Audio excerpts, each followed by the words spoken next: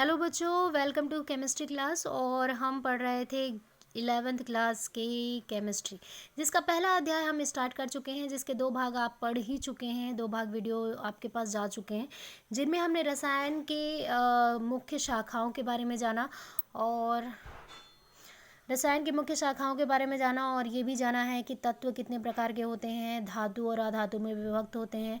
तो आपको यहाँ पर टोटल क्लियर हो चुका था। और भी कोई डाउट होगा तो आप मुझे मैसेज कर सकते हैं। आज हम पढ़ेंगे कि इन्हीं तत्व का निर्माण कौन सी सूक्ष्मतम इकाई है जिसके कारण होता है। तो जानते हैं, जैसे कि ब्रह्मांड में सजीव और निर्जीव, आपको मालूम है कि सजीव जैसे कि हम लोगों के जो निर्माण है उसकी सूक्ष्म इकाई कोशिका होती है, वैसे ही निर्जीव वस्तु या चाहे कोई भी पदार्थ हो पृथ्वी में, तो उसका भी निर्माण एक सूक्ष्म कण से होता है, जिस कण को हम क्या कहते हैं, परमाणु।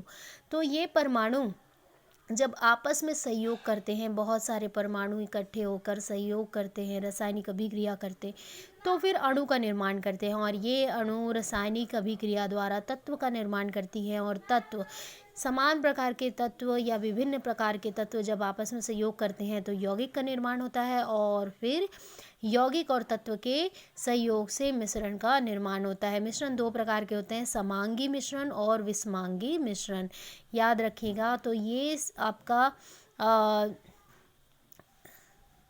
समांगी और विषमांगी, तो ये आपका सिर्फ परिचय है इस अध्याय का।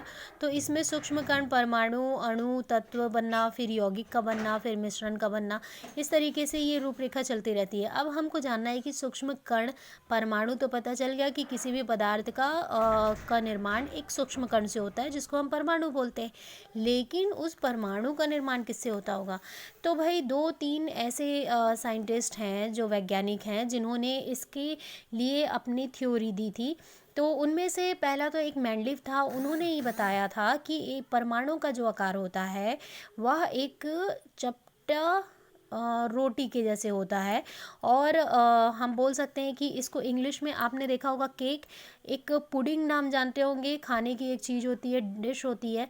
तो ये पल्प पुडिंग के जैसा दिखाई देता है, पल्प पुडिंग। तो पल्प पुडिंग जैसी इनकी संरचना होती है। जैसे कि आपने देखा होगा एप्पल पुडिंग, तो उसमें एक छोटे छोटे कण विद्यमान रहते हैं। तो इस तरीके से उसकी संरचना दिखाई देती है।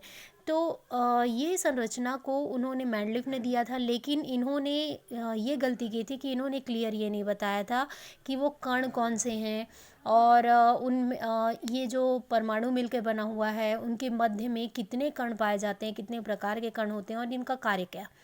तो यहाँ पे वो फेल हो चुके थे। बाद में इसी को रदरफोर्ड नाम के साइंटिस्ट ने बहुत अच्छे से अपने बोल सकते हैं स्वर्ण पत्र विकिरण, है ना, स्वर्ण पत्र विकिरण के प्रयोग द्वारा इस चीज़ को बताया कि परमाणु क्या है, उसका आकार क्या है। तो उन्होंने ये बताया था कि परमाणु जो होते हैं वो खोखली संरचना होती है, गोल और खोखली संरचना, जिसमें 3 कण विद्यमान होते हैं। 3 कण विद्यमान, केंद्र में नाभिक पाया जाता है, जिसमें 2 कण होते हैं। पहला होता है धन आवेश। धन आवेश को हम कहते हैं प्रोटॉन, याद रखना, प्रोटॉन धन आवेश, जो केंद्र में स्थित होता है, जिसको हम लोग केंद्रक या न्यूक्लियस कहते हैं। अब उसी न्यूक्लियस में एक होता है उदासीन कण, जिसे हम कहते हैं न्यूट्रॉन। क्या कहेंगे? न्यूट्रॉन, याद रखना, न्यूट्रॉन 4-5 बार बोलो तो याद हो जाएगा।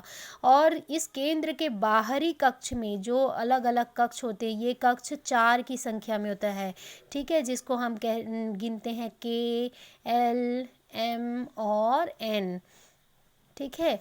तो ये कक्षकों की संख्या K, L, M, N ऐसा गिना जाता है।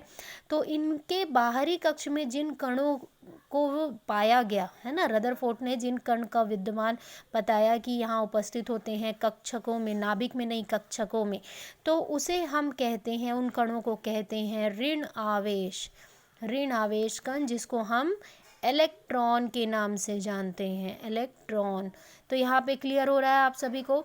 तो परमाणु की संरचना, है ना, अब आपको ये पता चल गया कि भाई आपको तो मालूम है कि किसी भी पदार्थ का निर्माण किनसे हुआ है, एक सूक्ष्म कण से हुआ है।